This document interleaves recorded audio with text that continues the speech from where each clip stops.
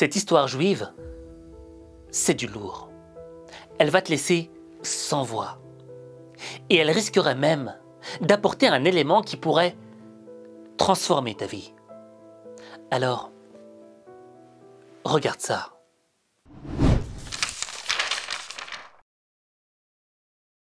Nous sommes à Jérusalem, sous le règne du roi Salomon. Dans la ville se baladait un commerçant. Et dans un des marchés, il vit un bel oiseau. Et lorsqu'il s'approcha de cet oiseau, il entendit son chant. Un chant mélodieux, un chant qui traverse le corps. Il décida donc de l'acheter et de l'emporter chez lui. Le commerçant avait vu juste. Chaque jour, il entendit le chant de l'oiseau.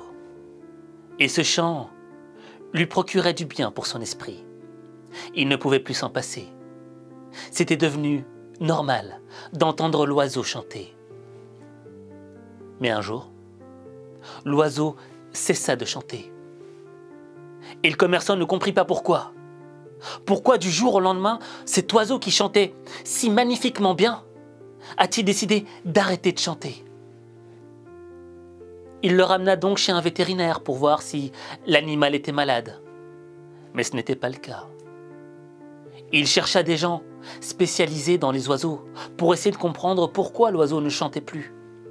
Mais personne ne put lui donner une réponse satisfaisante. Jusqu'au jour où il rencontra un savant. Et ce savant lui conseilla d'aller voir le roi Salomon. Parce que le roi Salomon avait la capacité de comprendre le langage des animaux. L'homme décida donc de demander audience au souverain Salomon. Il se rendait donc au palais. Une fois arrivé devant le grand roi Salomon, il s'exprima et lui dit : « Mon roi, j'ai acheté cet oiseau il n'y a pas longtemps. Il chantait magnifiquement bien. Il me faisait du bien au corps et à l'esprit. Mais depuis que je ne l'entends plus, mon esprit n'est plus tranquille et je n'arrive pas à savoir pourquoi il a arrêté de chanter. » Salomon regarda le commerçant et lui dit : « Approche et amène-moi l'oiseau dans sa cage. » Le commerçant s'exécuta et il ramenait l'oiseau vers le roi. Le roi portait la cage dans ses mains et il commençait à parler à l'oiseau. Il lui dit : « Parle, oiseau, dis-moi, pourquoi cesses-tu de chanter ?» L'oiseau regarda Salomon et il commençait à lui répondre. L'oiseau répondit au roi : « Un jour, alors que j'étais en train de chanter extrêmement fort, un corbeau s'approcha de moi et il me posait la question : « Pourquoi chantes-tu si fort ?» Et je lui répondis que si je chantais fort, c'était pour qu'on vienne me libérer. Et là le corbeau me répondit : « C'est parce que tu chantes fort qu'ils veulent te garder dans cette cage. Et tu n'en sortiras jamais. » Et le jour où j'ai compris que j'étais condamné à vivre le restant de mon existence dans cette cage, je me suis résigné. Et j'ai décidé d'arrêter de chanter. Le roi Salomon traduisit à l'homme ce que l'oiseau lui dit. Et lorsque l'homme apprit la vérité, il fut frappé. Frappé comme si le ciel lui était tombé sur la tête. Cet homme qui appréciait tellement cet oiseau pour ses chants prit conscience qu'il était en train de le tuer de l'intérieur. Il décida donc d'ouvrir la porte de la cage pour libérer l'oiseau afin qu'il puisse chanter à nouveau.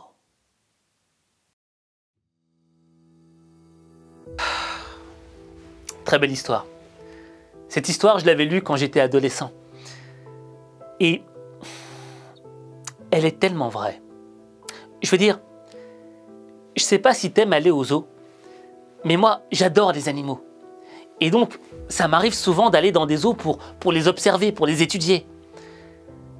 Et un jour que j'allais au zoo, j'étais devant la cage. Je sais pas c'était quoi, mais en tout cas, il y avait des chimpanzés là-dedans.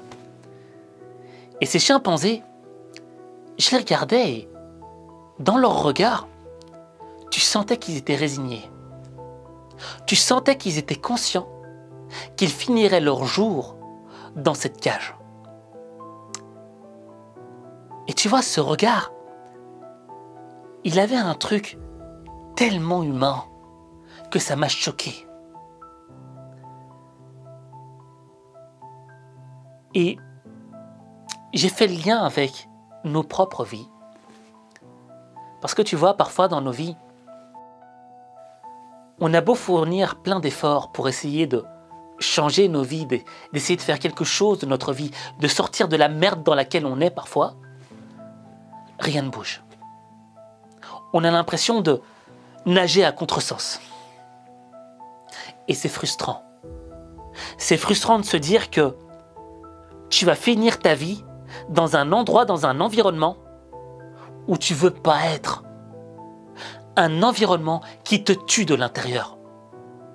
Et quand tu prends conscience de ça, tu te crées une prison mentale aux barreaux invisibles. Et tu deviens comme l'oiseau de Jérusalem.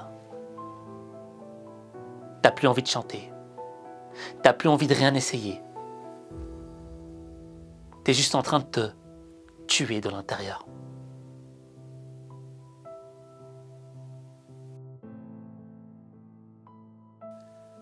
Et le problème, c'est que quand on est dans ce genre de situation, on devient passif. Parce qu'on attend que quelqu'un vienne ouvrir la porte de cette prison dans laquelle on se trouve. Mais il n'y a jamais personne qui viendra. On est comme cet oiseau. Mais la différence entre l'oiseau de Jérusalem et nous, êtres humains, c'est que on peut se fournir les outils pour sortir de cette prison invisible. Et il y a une phrase qui me revient en tête. L'enfer n'est pas fait pour que tu y restes. Il est fait pour que tu le traverses. Et l'idée, c'est quoi? C'est de te rappeler dans ta tête que il n'y a que toi qui peux scier les barreaux de ta prison. Personne ne peut le faire à ta place. Parce que c'est à l'intérieur de toi-même. Et quand tu te trouves dans cette position-là, même si tu as perdu l'envie, même si tu es au fond du gouffre, faut que tu essayes d'entamer quelques pas pour pouvoir t'en sortir.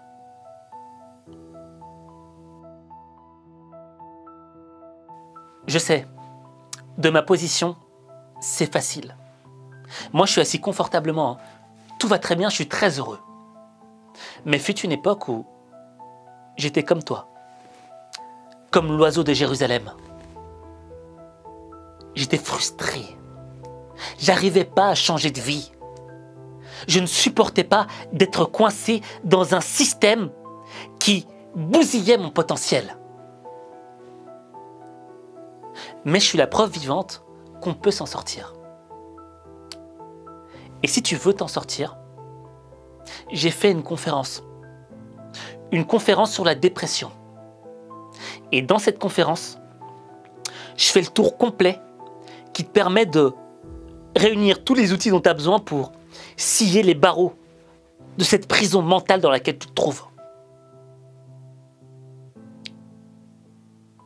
Mais ce pas-là, regarder cette conférence, je ne peux pas faire à ta place.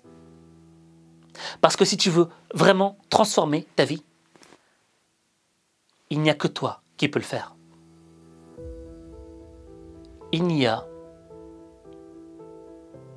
que toi.